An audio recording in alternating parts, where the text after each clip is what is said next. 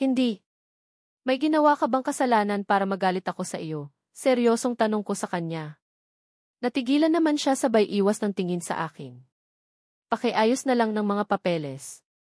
Gusto ko nang umuwi ng bahay, seryoso kong wika sa kanya. Mary, hindi ka pa okay. Wala pang go signal mula sa doktor mo na pwede ka nang lumabas ng hospital. Seryoso niyang sagot sa akin. Doktor din ako at alam ko ang nararamdaman ko. Gusto ko nang makauwi dahil feeling ko magkakasakit lang ako, lalo dito sa hospital. Seryoso kong sagot sa kanya. How about our baby? Kaya mo ba siyang iwan dito sa hospital? Ayaw mo bang hintayin siya ng ilang linggo para sabay na kayong umuwi ng bahay? Seryosong tanong niya. Hindi naman ako nakaimik. Balita ko, ni minsan hindi mo pa nasilip ang anak natin sa loob ng NICU. Kumain ka muna pagkatapos labas tayo. Puntahan natin siya. Silipin natin siya. Alam mo bang sobrang cute niya, nakangiti niyang muling bigkas. Hindi naman ako nakaimik. Ano nga pala nang gusto mong ipangalan natin sa kanya? Wala ka pa daw binibigay na pangalan. Ano ang gusto mo para maasikaso na din natin ang birth certificate ng bata? Nakangiti niyang tanong. Ikaw na ang bahala, malamig kong sagot sabay iwas ng tingin sa kanya. Ayaw kong makita ang magiging reaksyon niya sa naging sagot ko ngayon lang. Gusto kong panindigan ang pagiging cold ko sa kanya. Bahala na siya kung ano man ang isipin niya sa akin. Wala na akong pakialam. How about Elizabeth or Mary Grace or Haley? What do you think? Nakangiti niyang tanong. Hindi ko siya sinagot bagkus nahiga ako patalikod sa kanya. Katahimikan ang namayani sa pagitan naming dalawa sa sumunod na sandali. Aware ako na naging unfair ako sa ginagawa kong ito para anak namin pero ito lang ang alam kong paraan para hindi na madagdagan pa ang sakit ng kalooban ko. Wala na akong balak pang magtagal sa piling ni Elias. Suko na ako. Hindi ko na kaya. Yes, balak ko nang umalis. Mag-iipon lang ako ng karagdagang lakas at aasikasuhin ko na din ang mga papeles ko para makalabas na din ang bansa. Kung ang pag-alis ang nag-iisang paraan para muling kong mabuo ang pagkatao ko, gagawin ko. Kaysa naman sa patuloy akong malulugmok sa kalungkutan. I think wala ka sa mood para makipag-usap sa akin. Lalabas na muna ako. Ilalapag ko lang dito ang food mo tapos kumain ka kapag gusto mo na. Malumanay niyang bigkas at naramdaman ko na lang ang paghakbang niya paalis. Bumukas at sara ang pintuan ng silid bago ko pinakawalan ang luhang kanina pa gustong kumawala sa mga mata ko. Kung alam niya lang. Masakit pala na pilit mong binabaliwala ang sarili mong anak. Kahapon ko pa gustong silipin ang baby ko sa NICU pero nagtatalo ang puso at isipan ko. Kung pagbibigyan ko ang sarili ko ngayon, tiyak akong mahihirapan akong makawala sa kanya. Kay Elias. Aalis ako at balak kong iwan sa kanya ang anak namin. Gustuhin ko man na isama sa paglayo ko ang bata, pero hindi ko alam kung anong buhay ang pwede kong maibigay sa kanya. Lalo na at hanggang ngayon, aminado akong gulong-gulo ako. Magulo ang utak ko at imbes mapabuti ang anak namin sa mga kamay ko, baka mas lalo lang siyang mahirapan. At least kay Elias, mayaman ang angkan nila. Alam kong hindi din pababayaan si baby ng Lola Miracle niya. Mabubusog siya sa pagmamahal ng lahat ng mga taong nakapaligid sa kanya. Hindi kagaya ko. Mag-isa at wala din akong mukhang maiharap kay Kuya Luis. Aalis ako ng bansa na ako lang at balak ko ding mamuhay mag-isa. Wala din kasi akong balak na lumapit kay Kuya Luis eh. Ayaw ko nang dumagdag pa sa mga pinagdadaanan niya din ngayon. Pinanindigan ko talaga ang malamig na pakikitungo ko kay Elias sa nakalipas na mga araw. Alam kong nahahalata niya din iyon pero wala naman akong narinig na kahit na anong negative na salita mula sa kanya na mas lalo pang nagpadagdag sa kagustuhan ng puso ko na tuluyan na siyang talikuran. Ngayong araw ang labas ko sa hospital na hindi ko man lang sinisilip ang anak ko sa NICU. Alam kong pati mga pinsan niya ay nahahalata na din ang pagbabago ng kilos ko sa tuwing dinadalaw nila ako dito sa hospital. Kapansin-pansin kasi talaga ang kawalan ko ng gana na makipag-usap kahit na sa kanila. Ewan ko ba? Biglang nagbago ang pananaw ko sa buhay. Bigla akong nawalan ng gana sa lahat. Hindi ko maintindihan ang sarili ko. Iniisip ko na lang na baka epekto lang ito ng panganganak ko kaya ganito. May mga oras na wala akong ibang gustong gawin kundi ang umiyak ng umiyak. Baka nga may postpartum depression na ako eh. Hindi ko alam or baka naman ayaw ko lang aminin sa sarili ko. Hirap pala talaga kapag broken-hearted. Kahit ang sariling pag-iisip ay hindi na kontrolado. Mary, gusto mo bang daan muna tayo sa Nico para masilip muna natin si baby bago umuwi? Masuyong tanong ni Elias sa akin habang nagpatiuna na akong naglakad palabas ng hospital. Hindi na. Hindi na kailangan, malaming kong sagot sa kanya. Mary, hanggang ngayon pa ba naman galit ka pa rin sa akin? Kung may sama ka ng loob sa akin, sana huwag mo namang idamay si baby o. Kailangan ka ng anak natin. Kahit saglit lang, silipin mo naman siya, malumanay niyang wika. Napahinto naman ako sa paghakbang. Dinig ko patuloy na lumalaban si baby. Patuloy na inoobserbahan ng mga doktor ang kalagayan nito. Nadadagan na din daw ang timbang nito. Kung alam lang nitong si Elias, gustong-gusto ko na din makita ang anak ko, pero pinipigilan ko lang ang sarili ko. Hangat maaari ayaw ko na sanang dagdagan pa ang paghihirap ng kalooban ko. Kaya lang habang tumatagal, lalo naman akong nasasabik na makita siya. Ano kaya ng hitsura niya? Sino kaya ang kamukha niya? Nagiging unfair na ba ako sa sarili kong anak? Sa naisip kong iyon, tuluyan na akong humakbang palabas ng kwarto habang nakasunod sa akin si Elias. Kusa akong dinala ng mga paa ko patungo sa kung saan ang NICU department. Bahala na. Hindi ko na kaya. Sisilipin ko lang naman siya at pagkatapos noon wala na. Tama, wala naman sigurong mawawala sa akin kung titingnan ko ang mukha ng anak ko, diba? Sa naisip kong iyon, bigla akong nagkaroon ng lakas na loob. Naglakad ako ng naglakad hanggang sa nakarating kami sa NICU department. Kaagad naman akong sinalubong ng nakaduty na nurse at pinapasok sa loob. Ma'am, palit po muna kayo ng damit. Tamang-tama po, gutom na si baby, nakangiti nitong wika sa akin. Napalingon pa ako kay Elias na noon ay seryosong nakatitig sa akin bago ako humakbang papasok sa loob. Pinalitan ko ang aking kasuotan at itinali ko ang mahaba kong buhok. Pagkatapos noon, kusa nang kinuha ng nurse ang anak ko sa loob ng inkubator at ibinigay sa akin. Hindi ko naman mapigilan ang pagpatak ng luha mula sa aking mga mata. Lalo na nang nasa bisig ko na siya. Ang baby ko. Ang napakaganda at napaka-cute kong anak. Hindi ko ma-explain ang tuwa na nararamdaman ng puso ko sa sandaling titig na titig ako sa anak ko. Sa kauna-unahang pagkakataon, nakarga at nahawakan ko na siya. Ganito pala ang feeling. Hindi matatawaran ang tuwa na nararamdaman ng puso ko. Ang ganda niya. Ang ganda ng anak ko. Ano nga ulit ang pinangalan ni Elias dito? Elizabeth. Yes, Elizabeth. Siya na ang kusang nag-iisip ng ipapangalan dito dahil nagpakita ako ng kawalang interes noong tanungin niya ako. Baby, pasensya ka na kung bakit ngayon ka lang napuntahan si mommy, ha? Marupok kasi ako eh. Mas dinamdam ko ang sakit ng kalooban ko kaysa asikasuhin kita. Naging unfair ako sa iyo. Sorry, mahina kong sambit. Kaagad kong inilabas ang aking pasas na pink at inalalyaan itong dumay. First time ko itong gawin kaya naman medyo naninibago pa ako. Unang tingin ko pa lang sa anak ko, kahit na isinilang ko siya ng kulang sa buwan, alam kong maganda ang kanyang development. Nakikita ko iyon sa kanyang balat. Alam kong magiging malusog siya. Alam kong magiging maayos ang kalusugan niya. Habang dumidede ang anak ko sa akin, hindi ko na maalis-alis ang pagkakatitig ko sa kanya. Gusto kong maitatak sa isipan ko ang bawat sulok ng maganda niyang mukha. Parang ayaw ko na tuloy na mawalay siya sa akin. Parang gusto ko na lang siyang kargahin habang buhay sa bisig ko. Ang ganda ng anak ko. Feeling ko lahat ng suliranin na bumabagabag sa puso at isipan ko ay biglang naglaho sa isang iglap lang. Ngayon ko lang din tuluyang na-realize na hindi ko yata siya kayang iwan.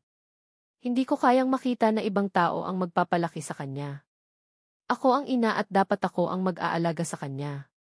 Pagkatapos kong padeden ang anak ko, muli na akong lumabas ng NICU. Naabutan ko dito sa labas si Elias na halatang hinihintay ang paglabas ko. May ngiti sa labi na kaagad niya akong sinalubong. Kumusta? Hindi ba't ang cute ng baby natin, nakangiti niyang tanong sa akin. Ilang saglit ko din siyang tinitigan bago tumango. Ang cute niya, mahinang sagot ko sa kanya. Pagkatapos noon, muli kong inihakbang ang aking paa pero muli ding napahinto at hinarap siya. I changed my mind. Dito na lang muna ako sa hospital. Hintayin ko na lang muna si baby para sabay na kaming umuwi, seryosong wika ko sa kanya. Nakangiti naman siyang kaagad na tumango. Alam kong umay na umay ka na sa atmosfera dito sa hospital. May kondo akong malapit dito at pwede tayong magstay doon. Anytime naman pwede tayong pumunta dito para dalawin si baby, nakangiti niyang suhestyon sa akin. Seryoso ko siyang tinitigan bago tumango. Anywhere. Basta malapit kay baby at mabilis siyang mapuntahan, walang problema. Lalo na at regular ko na siyang padededehin, seryosong sagot ko sa kanya. Kung ganoon, let's go. Sa kondo tayo. Para makapagpahinga ka na din ng maayos, nakangiti niyang sagot. Kaagad ko na din namang inihakbang ang paa ko. Naramdaman ko pa nga ang paghawak niya sa kamay ko, pero mabilis akong pumiksi. Hindi niya naman na kailangan na ipakita sa akin ang pagiging sweet niya eh. Hindi na obra sa akin iyon. Lalo na at nasaktan na ako. Diretso kami sa parking area at sumakay sa kanyang kotse. Wala pang 10 minuto na drive, nakarating na din naman kaagad kami sa kondo na tinutukoy niya. Malaki iyon at kumpleto sa gamit. Mukhang makapagpahinga nga ako ng maayos dito habang hinihintay ang paglabas ni baby ng hospital. May mga gamit na dito pero kapag may kulang pa sabihin mo kaagad sa akin. Mamaya mag-grocery ako. Don't worry, nandito lang ako na palaging nakaalalay sa iyo, nakangiti niyang wika sa akin. Isang pilit na ngiti ang pinakawalan ko habang patuloy kong inililbot ang tingin sa buong paligid. Naglalaro sa isipan ko kung ilan na kayang babae ang dinala niya dito. Malapit sa hospital eh. Knowing Elias, Makati talaga siya pagdating sa mga babae. Pagkatapos kong i-check ang buong paligid, naglakad ako patungo sa may sofa at naupo. Pilit kong huwag pansinin si Elias at inilabas ko ang aking cellphone at kunwari inabala ang sarili. Kaya lang papansin talaga siguro siya dahil bigla na lang siyang naupo sa tabi ko, kaya nagtataka akong muling napatitig sa kanya. Kaya ko na ang sarili ko. Baka may mga gagawin ka pa. Gawin mo na di. Seryosong wika ko sa kanya. Simpleng pahiwatig na kung pwede iwan niya na ako. Na bumalik na siya ng hospital or kung saan man niya gusto. Wala na akong pakialam pa. Mary, alam kong galit ka sa akin. Nakikita ko iyan sa mga kilos mo. Ano ba ang problema? Bakit bigla na lang nagbago ang pakikitungo mo sa akin? Seryosong tanong niya. Ano ba ang pinagsasabi mo? Hindi kita maintindihan, nagmamaang-maangan ko naman sagot sa kanya. Alam kong malaki ang tampo mo sa akin dahil sa pagiging busy ko nitong mga nakaraang linggo and I am very sorry. Sabi ko naman sa iyo magpapaliwanag ako, diba? Seryosong sagot niya. Hindi na kailangan. Look, Elias, kung ano man ang mga pinagkakabalahan mo, wala na akong pakialam doon. Naipanganak ko na ang bata at ang tungkol na lang sa kanya ang dapat nating pag-usapan. Tungkol naman sa mga personal na bagay, pwede bang huwag na nating pag-usapan pa? Malaya kang gawin lahat ng nais mo at ganoon din ako, seryosong wika ko sa kanya. Natigilan naman siya. Naging abala ako nitong mga nakaraang araw dahil kay Rebecca. I know na masyadong. Alam ko na ang tungkol sa bagay na iyan kaya hindi mo na kailangan pang magpaliwanag. Naiintindihan ko at personal mong buhay iyan kaya bahala ka na, seryosong sagot ko sa kanya. Isang malalim na buntong hininga ang pinakawalan niya bago siya naglakad patungo sa pintuan. Alam kong gutom ka na. Dito ka lang, ibibili kita ng pagkain mo. Seryoso niyang bigkas bago siya naglakad palabas. Naiwan naman akong pigil na naman ang maiyak. Ito ang alam kong pinakamabisang paraan para hindi na umasa pa ang puso ko na magugustuhan niya din, titigil din siya sa kakulitan niya ngayon at babalik din siya sa dati niyang gawain. Iyon ay ang magpakasya sa kandungan ng ibang babae. Wala akong pinagkaiba sa mga babaeng dumaan sa buhay niya at dapat kong tangapin iyon. Ngayong nahawakan ko na ang anak ko, nagbago na ang isip ko. Hindi na muna ako aalis. Masasanay din ako sa presensya niya at mas ipofocus ko na lang ang sarili ko sa pagpapalaki sa bata. Iyon ang magagawa ko sa ngayon. Iyon lang at wala nang iba. Ramdam ko ang pagbabago ng pag-ugali ni Mary, kaya naman balak kong kausapin mamaya ang doktor niya. Hindi ko kasi talaga maiwasan na mag-aalala ng sobra sa kanya eh. Hindi naman ganito ang pakikitungo niya sa akin dati pero sa isang iglap, biglang nagbago ang pag-ugali niya. Alam kong malaki ang tampo nito sa akin dahil ilang linggo din akong walang time sa kanya. Naging abala kasi ako sa hospital, dagdagan pa ng kabi-kabila ang mga meetings at mga conference na dapat kong attendan. Dumagdag pa ang problema ko kay Rebecca. Kung bakit naman kasi bigla na lang nagpakita sa akin. Nagulo tuloy ang sistema ko at muling bumalik sa isipan ko ang matatamis na nakaraan na namagitan sa aming dalawa. Childhood sweetheart ko si Rebecca. Siya ang first ko. First girlfriend at unang babae na naikama ko, kaya talagang special siya sa akin. Siya din ang dahilan. Kaya naging playboy ako. Akala ko talaga puro saya na lang ang mararanasan ko sa relasyon namin dati, pero nagkamali ako. Nahuli ko lang naman siya nakalampungan ang isa sa mga varsity player ng school. Masakit sa akin yun at feeling ko nga lahat ng mga babae ay puro manluluko eh. Kaya nga simula noon naging palekero ako. Papalit ng babae at walang ni isang siniseryosong relasyon. Kaya lang, fuck. Bumalik si Rebecca na mas maganda at sexy. Aminado ako na na-challenge ako at bigla kong nakaligtaan ang promise ko kay Amerie na hindi na ako papatol sa ibang babae. Paano ba naman kasi, ang galing kasi talagang mang-akit ni Rebecca eh. Ang galing gumiling at lalong magaling sa kama. Pero mainat akong lalaki.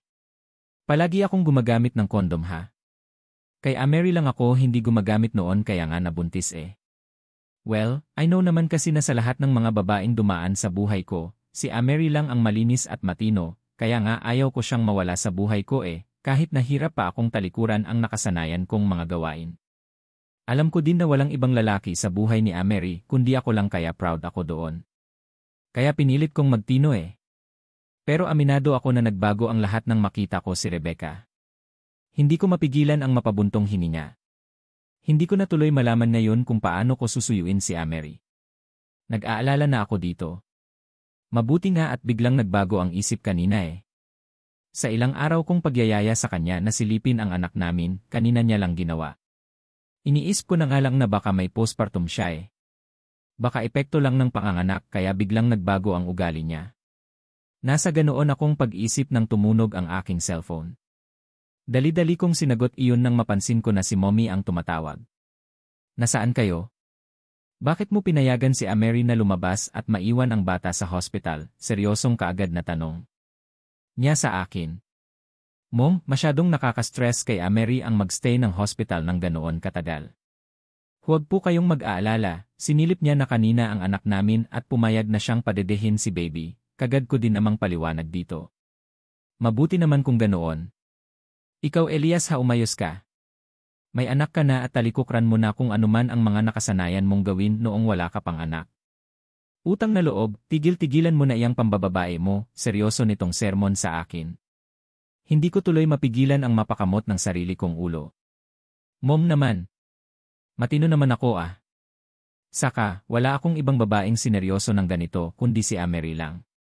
Nanay siya ng anak ko kaya mahalaga siya sa akin, seryoso kong sagot sa kanya. Ang tanong, kaya bang tangapin ni Amerie iyang mga pinanggagawa mo? Elias, bakit ba ayaw mong tumulad sa kakambal mong si Elijah? Matino at masaya sa piling ng asawa niya, kaagad din itong sagot sa akin.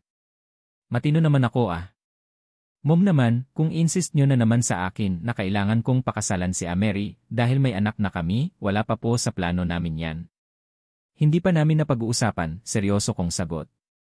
Mas mabuti na nga din siguro na hindi nyo pa napag-uusapan ang kasal na yan dahil kapag maisipan ni Amerie na layasan ka, magagawa niya ora mismo, direta siya nitong sagot na ikinagulat ko. Ang layo na ng narating ng pag-uusap namin ha. Mom naman, bakit nyo naman nasabi ang tungkol sa bagay na yan? Imposible po. Hindi mangyayari iyon gayong wala namang ibang gusto si Amerie kundi ang mabigyan ng kumpletong pamilya ang anak namin. Tatawa-tawa kong sagot, pero sa totoo lang, tumatak sa isipan ko ang sinabi ni Mommy. Paano nga ba kung maisipan ni Amerie na takasan ako? Lalo na ngayong kasing lamig na ng yelo ang pakikitungo niya sa akin. Huwag kang pakakasiguro Elias. Mulat na mulat ang mga mata ni Amerie at alam na alam niya ang mga kagaguhan na ginagawa mo, seryoso niyang biggas. Kaagad namang nagsalubong ang kilay ko dahil sa sinabi niya. Paano malalaman ni Amerie hindi naman iyon lumalabas ng bahay, nakafocus lang siya sa pagbubuntis niya at nag-ingat din naman ako. Sa labas naman kami nagkikita ni Rebecca at never na din akong nakikipaglandian sa kahit na kaninong babae sa hospital. Pwede bang saka na tayo mag-usap? Aasikasuhin ko lang si Amerie. Muli kong wika kay Mommy. Kaya nga pala ako nandito sa labas para bumili ng pagkain. Baka biglang mainip si Amerie sa loob ng condo unit at umalis. Natatakot din naman ako sa sinabi ni Mommy na baka layasan ako ni Amerie dahil sa mga kalokohan na ginawa ko.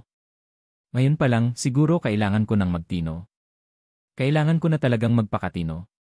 Para kay Amerie at sa anak namin. Nakakabahala pa naman ang ipinapakitang malamig na pakikitungo ni Amerie sa akin. Heist, kung bakit naman kasi bigla na lang nagbalik si Rebecca.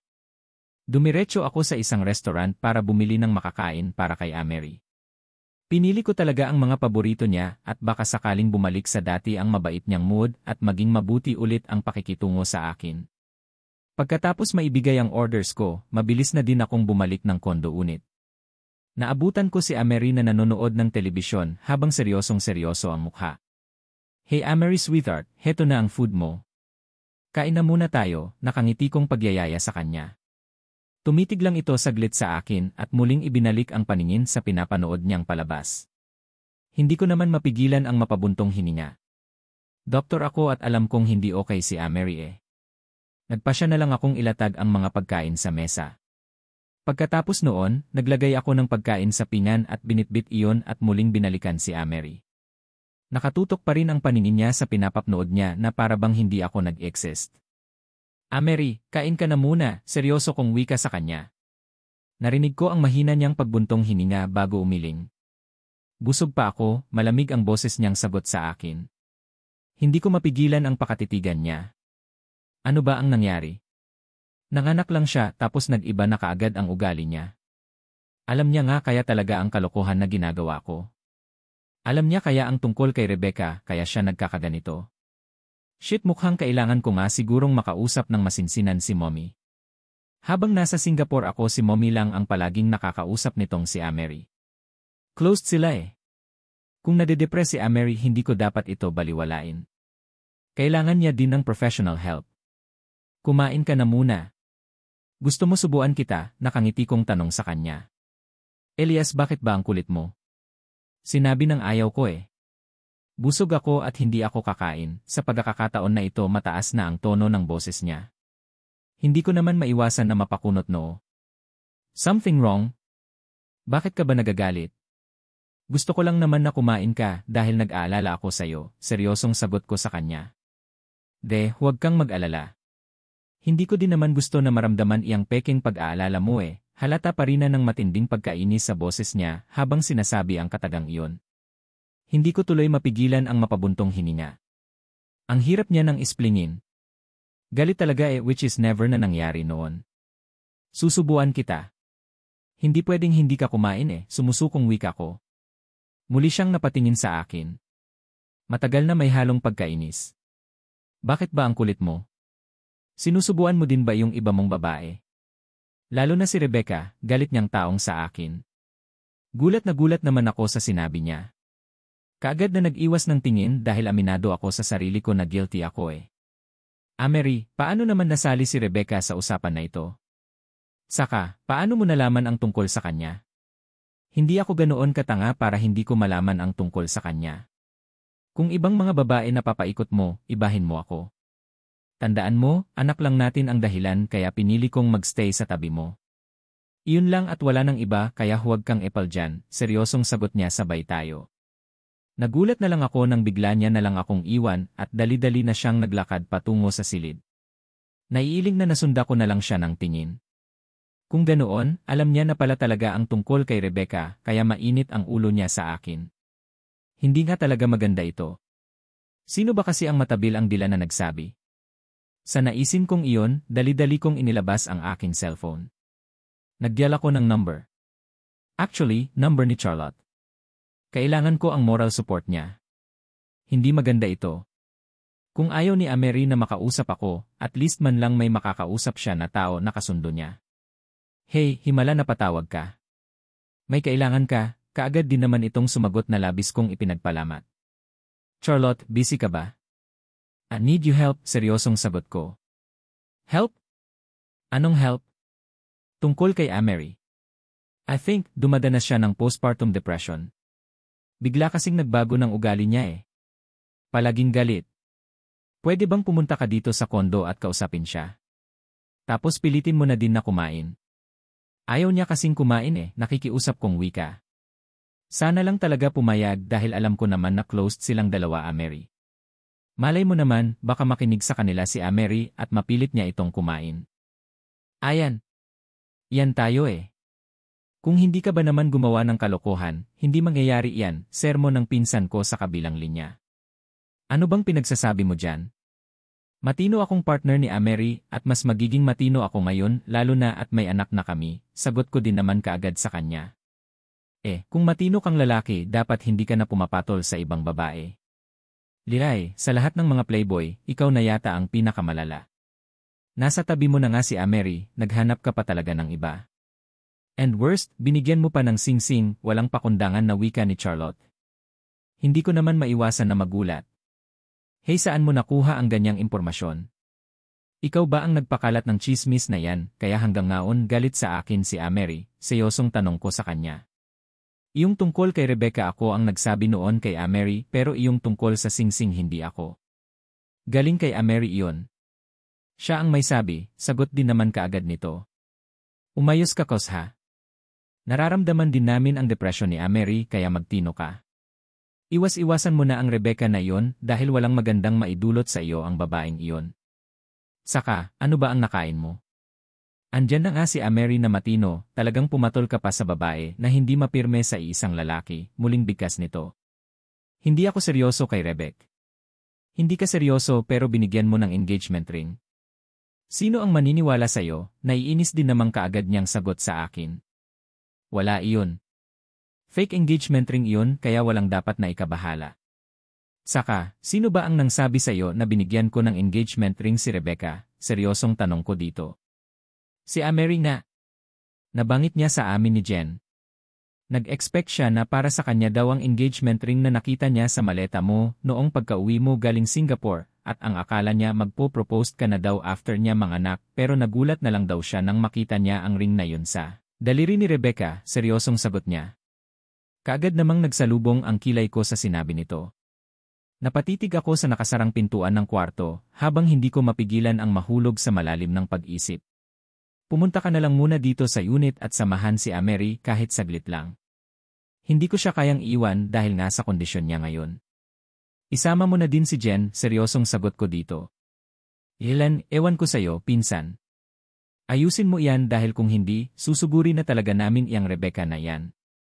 Kami na ang maglalayo sa babaeng iyon sa iyo at bahala na kung magkagulo, galit na sagot nito bago nito tuluyang pinatay ang tawag. Wala sa sariling malakas akong napabuntong hininga. May dahilan na talaga kaya nagagalit si Amerie sa akin ngayon. Shit, bakit ba ang tanga ko? Dapat kasi umiwas na lang ako sa tukso Hindi sana mangyayari ito. Sa naisip kong iyon, dali-dali akong tumayo. Bitbit ko ang pinggan ng may lamang pagkain, naglakad ako patungo sa kwarto. Pagkatapat ko doon, kumatok muna ako ng 3 beses bago ko pinihit ang doorknob. Mabuti na lang talaga at hindi nakalock dahil kung nangyari, naku, panibagong problema na naman. Naabutan ko si Amerie na nakaupo sa gilid ng kama at nagpupunas sa namumula nitong mga mata. Halatang galing siya sa pag-iyak. Hindi ko tuloy mapigilan ang makaramdam ng matinding guilt. Mas na-realized ko na ngayon ang pagkakamali ko. Shit, hindi na ako ulit. Promise, iwas na talaga ako sa tukso. Kain ka na muna, kaswal kong wika sa kanya. Ilang saglit siyang tumitig sa akin bago siya umiling. Busog pa ako. Saka, tamad pa akong kumain ngayon. Amerie, nakalimutan mo na ba? Milk lang ang laman ng sikmura mo kaninang umaga. Hindi ka din kumain. Paano mo nasabing busog ka, malumanay kong wika sa kanya? Napansin kong natigilan siya. Sa hindi nga ako. Susubuan na lang kita kung tamad ka. Saka, kanina pa ako nagugutom. Ang dami ko pa namang food na binili para sa ating dalawa. Nag-effort din ako ng pumila sa napakahabang pila sa resto para mabili lang ang mga paborito mo, masuyo kong wika.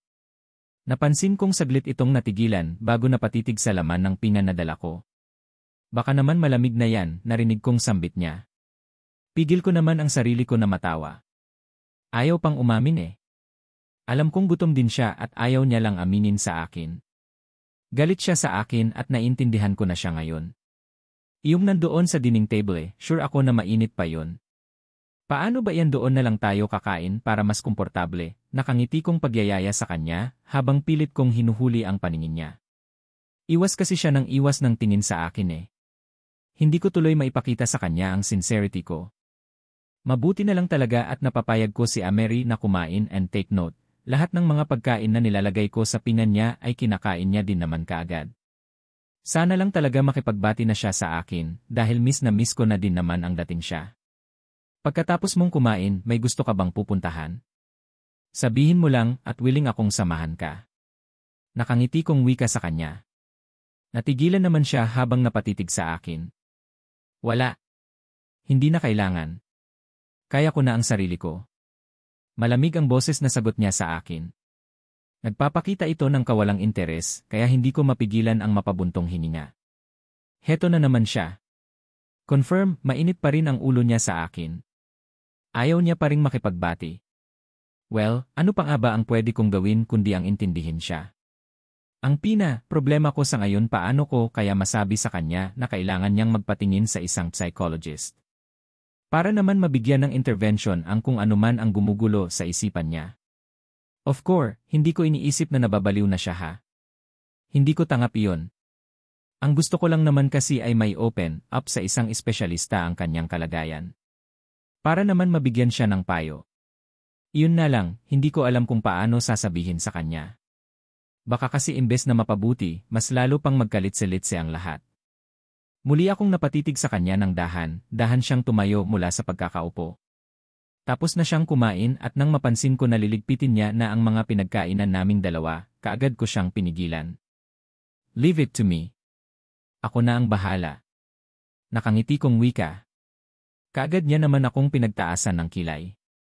Hindi mo na kailangan pang magkunwari na mabait ka. Saka, wala kang alam sa mga gawaing bahay, kaya tigilan mo ako, Elias, seryosong sagot niya sa akin. Hindi ko naman mapigilan ang mapangiwi. Tingnan mo nga naman ang babaeng ito. Hindi niya ba alam na ayaw ko siyang mahirapan? Hindi niya pa rin ba nararamdaman na gusto ko siyang alagaan? Nahangat maari, ayaw ko siyang mapagod lalo na at gusto ko din namang bumawi sa lahat ng mga pagkakamali na nagawa ko sa kanya. Magbabago na nga ako Promise yun, iiwas na ako sa mga chicks. Sa kanya ko na lang itutuon ang buo kong atensyon. Napag-aralan naman ang lahat Sige na doon ka na sa sala. Magpahinga ka at ako na ang bahala dito. Nakangiti kong sagot sa kanya. Hindi naman siya nakaimik. Promise gagalingan ko ang pagliligpit dito sa dining area at kusina. Kapag may makita kang kahit na kaunting kalat, pwede mo akong pagalitan. Pwede mo akong sampalin or di kaya tadyakan. Lahat ng gusto mong gawin sa akin, gawin mo na. Hanggang sa tuluyang mawala ang galit mo sa akin. Nakangiti kong muling bigkas. Napansin kong kaagad naman siyang napaismid. Narinig kong mahina niyang bigkas kasabay ng biniharan niya ako ng alis. Naiwan naman kong kakamot-kamot ng ulo. Alin kaya ang doon? Ako na nga itong nagpakababa sa kanya para lang magkasundo na kami, pero not effective pa rin sa kanya. Hindi ko na nga malaman ang gagawin ko para lang magkasundo na kami at mawala na ang init ng ulo niya sa akin. Naku, mukha ngayon pa lang, kailangan ko ng mahaba-habang pasensya. Ngayon pa lang, nakikinikinita ko na para bang kay hirap niya palang suyuin. No choice ako kundi ang panindigan ang sinabi ko kanina na ako na ang magligpit ng mga pinagkainan naming dalawa. Gawain na first time kong gagawin dahil may gumagawa naman nito sa amin simula noong bata pa ako. Inabot din ako ng ilang minuto ha. Sinigurado ko kasi na malinis ang buong paligid at walang kahit na anong kalat ang naiwan dito sa kusina. Sakto naman na pagkatapos kong iligpit ang mga pinagkainan namin nang narinig ko ang pagtunog ng doorbell. Nasa sala si Amerie at nakatutok na naman ang mga mata niya sa telebisyon, kaya naman dali-dali akong naglakad sa pintuan para silipin ang kung sino man ang nagdo-doorbell. Nang masiguro ko na ang mga pinsan ko na sila Charlotte at Jen ang nasa labas, dali-dali kong binuksan iyon. Pinsan, si Amerie, nakangiting kaagad na tanong ni Jen sa akin. Akmang papasok na sana sila pero mabilis kong iniharang ang katawan ko sa pintuan. Kayong dalawa. I need your help ha. Dapat ay build up niyo ako kay Amerie. Sabihin niyo sa kanya na mabait ako at pilitin niyong makipagbati na siya sa akin. Nakangiti kong wika. Kaagad naman akong pinagtaasan ng kilay ni Charlotte. Nani, pagkatapos mong gumawa-gawa ng kalokohan, sa amin ka ngayon hihingi ng tulong. Bakit, noong pinatulan mo si Rebecca, kinonsulta mo ba kami? Nakataas ang kilay nito. Hindi ko naman mapigilan ang mapakamot ng aking ulo. Nagiging mannerism ko na yata ang palaging nagkakamot ng ulo eh.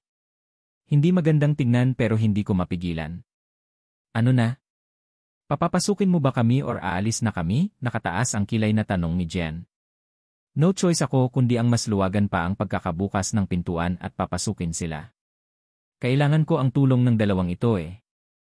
Kailangan ni Amerie ng makakausap kaya kahit na medyo hindi okay ang pakikitungo nila sa akin, titiisin ko na lang. Ako ang may kasalanan kaya dapat lang na magtiis ako. Dahil may nakakasama naman na si Amerie dito sa condo unit, nagpasya na muna akong iwan na muna sila. Balak kong magpatulong kay Mommy na bumili ng mga pangangailangan namin sa condo unit. Wala kaming stocks ni Amerie. Walang laman ang ref at dahil gusto kong magpakitang gilas, tinawagan ko si Mommy para samahan niya ako sa grocery. Hindi ko kasi alam kung ano ang mga biblihin eh. Mabuti itong si Mommy, sanay mag-grocery dahil pagdating sa mga pagkain sa bahay, lalo na noong maliliit pa kami ng kakambal kong si Elijah, hands-on siya sa pag-aasikaso sa amin. Of course bago ako umalis, nagpaalam muna ako kay Amerie. Mukhang wala naman siyang pakialam at mabilis niya akong pinayagan. Ni hindi man siya nagtanong kung saan ako pupunta. May gusto ka bang ipabili? Sabihin mo dahil mag-grocery ako. Bibili ako ng mga bagay na kakailanganin natin habang nandito tayo sa kondo, nakangiti kong tanong sa kanya. Kusa ko nang sinabi sa kanya kung saan ako pupunta. Kaya lang deadma lang siya sa akin at hindi na ako pinansin pa. Laglag ang balikat na lumabas ako ng kondo. Ang lungkot pala talaga ng ganito. Todo effort na nga ako pero parang wala lang kay Amerie. Grabe talaga ang tampo niya sa akin. Ano pa ba ang pwedeng gawin para makipagkasundo na siya sa akin? Miss na miss ko na siya. Ilang beses ko nang gusto siyang halikan pero hindi pwede.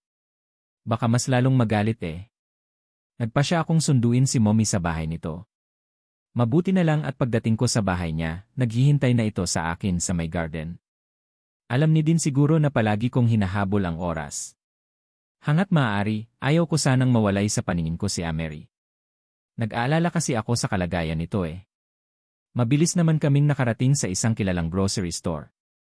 Pumasok sa loob at kaagad na inumpisahan na hagilapin ang mga bagay na kailangan namin ni Amerie sa kondo. Habang namimili, panaka-naka kaming nag-uusap ni Mommy. Maganda yang ginagawa mo. Magpakitang gilas ka kay Amerie kung talagang nagsisisi ka sa mga kasalanan mo. Hindi pwedeng hindi kayo magkasundo lalo na at may anak na kayo. Seryosong wika ni Mommy. Pangalawang cart na namin ito at mukhang marami pa siyang idadagdag. Sino po ba kasi ang nagkwento kay Amerie tungkol kay Rebecca? Seryosong tanong ko sa kanya. Natigil naman ito sa paghakbang at seryoso akong hinarap. Bakit? Aawain mo, nakataas ang kilay na tanong niya. Hindi naman po sa ganoon. Wala po akong balak na gawin iyon, Mom. Hindi ko po forte ang mang-away. Gusto ko lang malaman para ma-educate ko dahil wala naman talagang katotohanan ang mga sinabi niya eh. Seryosong sagot ko sa kanya. Anong walang katotohanan?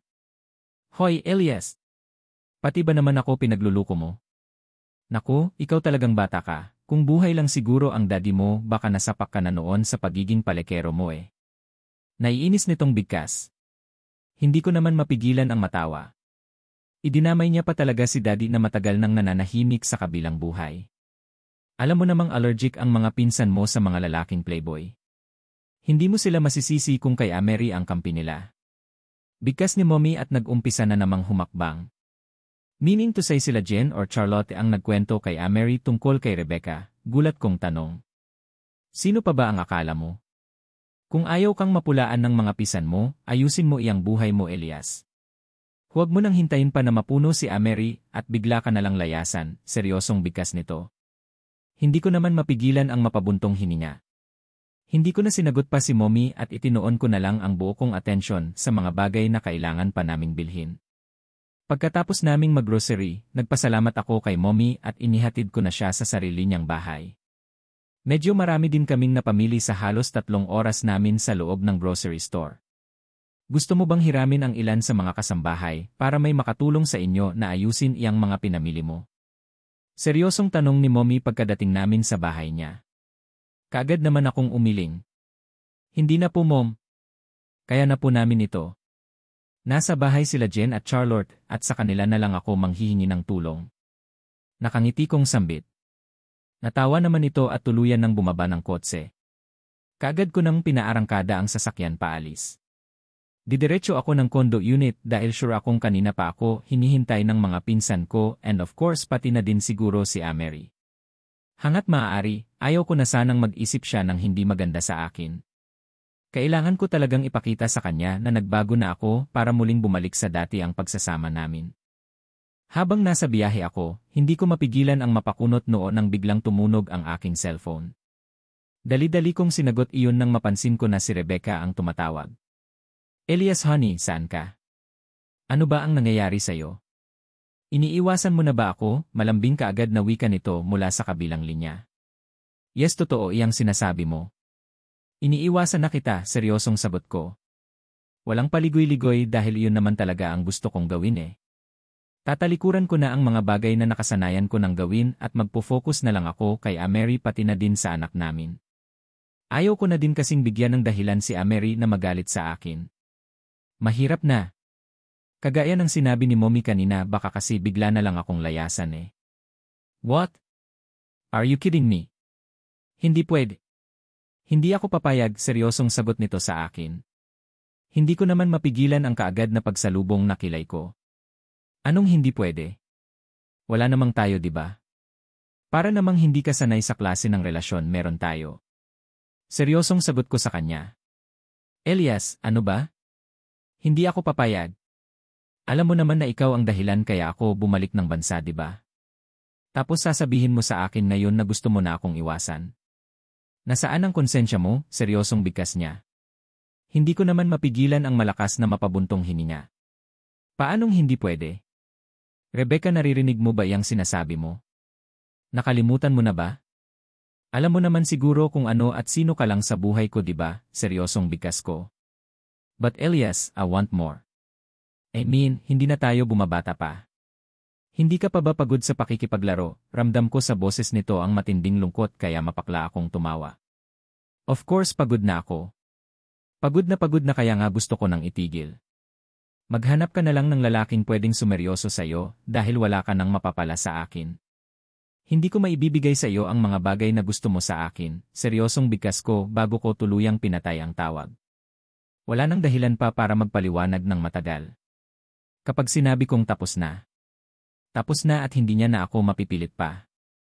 Magbabagong buhay na ako. Kay Amerie at sa anak na lang namin balak kong paikutin ko ang mundo ko. Wala din naman akong plano na tumandang mag-isa, no. Of course gusto ko din mag-asawa at makasama ang babaeng gusto ko kaya ito na siguro ang tamang pagkakataon para mangyari iyon. Ilang saglit lang, mabilis na din naman akong nakarating ng condo unit. Pagkadating ko, nagpaalam din naman kaagad sila Jen at Charlotte na uwi na daw sila pero mabilis ko silang pinigilan. Hindi pwede. Kailangan niyo akong tulungan na ayusin at i-organize lahat ng mga panamili ko. Kaagad kong pigil sa kanila. Napansin kong nagkatingnan pa ang dalawa habang si Amerie naman ay tahimik lang na nakikinig sa amin. What? Hindi pwede. Marami kang kasambahay, di ba? Bakit hindi mo sila tawagan para tulungan ka na mag-ayos ng mga yan, nakangiwi nitong bigkas. Nagpatulong ako sa mga utility persons ng condominium building na ito para mayakyat lahat ng mga pinamili ko. Sa sobrang dami ng mga pinang grocery namin ni Mommy, abutin din siguro ng ilang oras bago ito maisaayos at may organized sa tamang lagayan. Yes, napakaliit na bagay itong tulong na hinihingi ko sa inyo. Sige na dahil pagkatapos nito, ipapadala ko na dito sa condo unit ang matagal nyo ng request sa akin, nakangisi kong bigkas. Kaagad namang nagkatinginan ang dalawa at kanya-kanya ng kuha ng mga shopping bags na may lamang grocery. Pigil ko naman ang sarili kong matawa hanggang muli kong ibaling ang tingin ko kay Amerie na noon ay huling-huli ko kung paano niya ako tiitigan habang nakataas ang kilay. Hindi ko tuloy mapigilan na kindatan siya. Kaagad naman siyang nag-iwas ng tingin sa akin, habang kitang-kita ko ang biglang pamumula ng pisngi niya. Ikaw sweetheart, ano ang gusto mong regalo galing sa akin? Nakangiti kong tanong sa kanya. Nilapitan ko pa siya sabay upo sa tabi niya pero mabilis naman siyang tumayo.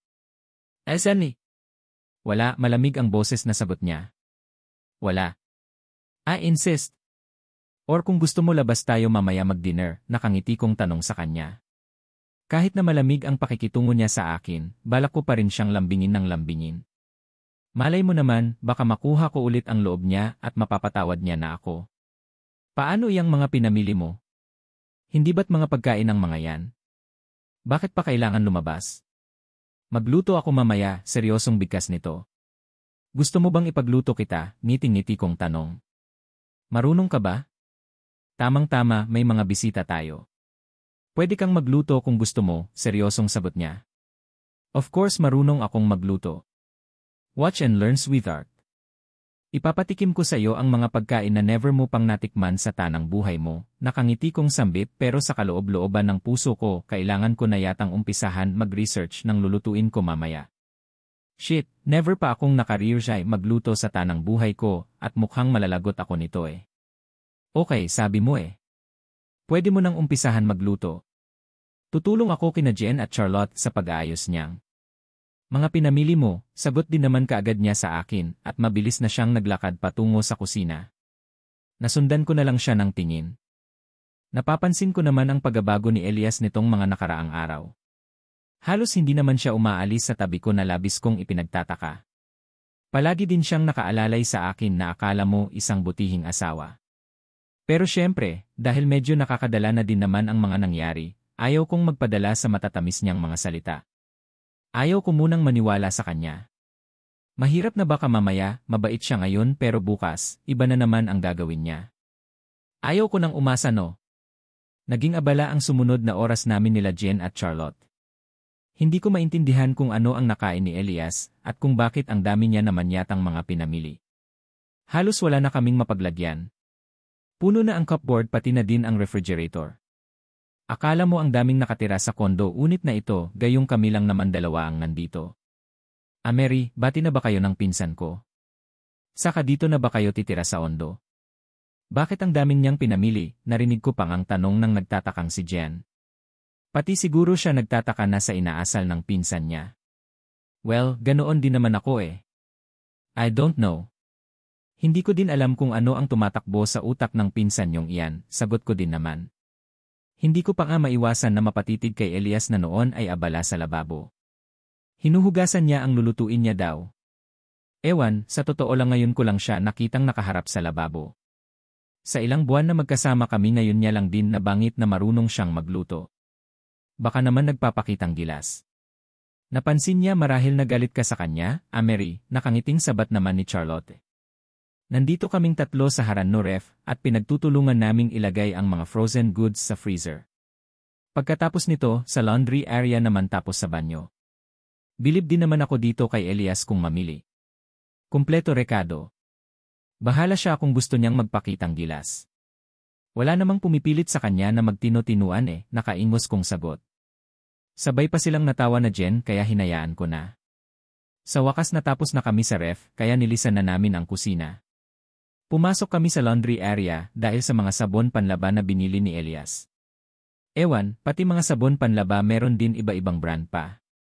Last sa banyo para ilagay ang mga pang-hygiene na kagamitan kasama na ang iba't ibang klaseng mga shampoo at mga sabon sa katawan. Pagkatapos namin mag-ayos, nagpasya kami na dumiretso na ng salas para magpahinga.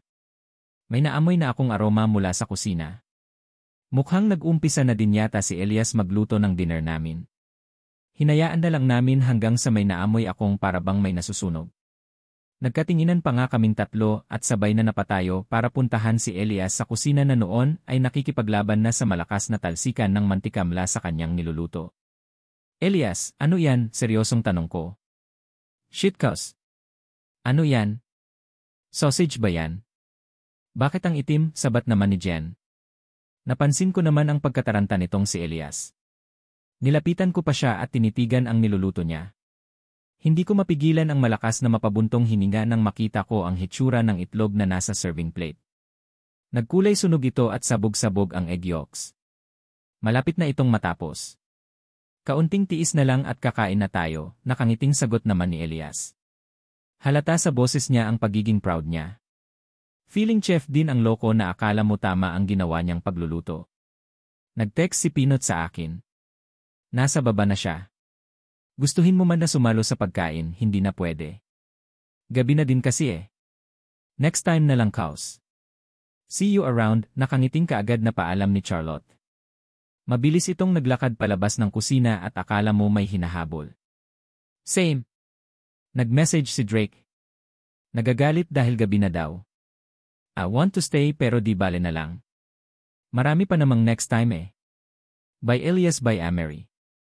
Enjoy the foods na lang, paalam din naman ni Jen. Kagaya ni Charlotte, nagmamdali din itong umaalis na akala mo may hinahabol. Pigil ko naman ang sarili ko na mapataas ng kilay at hindi ko pa nga mapigilan ang mapatakip ng aking ilong. Amoy sunog na ang buong paligid at medyo mausok na din. Elias, hanguin mo na yan. Uling na yang sausage mo eh. Uling na, yamot kong bigkas at kaagad na naglakad paalis. Diretso ako ng salas at kaagad na napaupo. Nangangamoy usok na ang buong bahay at feeling ko talaga hindi ko din kayang kainin ang mga niluluto niya eh. Alam kaya niya nasunog ang mga niluluto niya? Wala ba siyang pang-amoy? Mahinang bulong ko pa nga sa sarili ko. Good luck na lang talaga nito mamaya.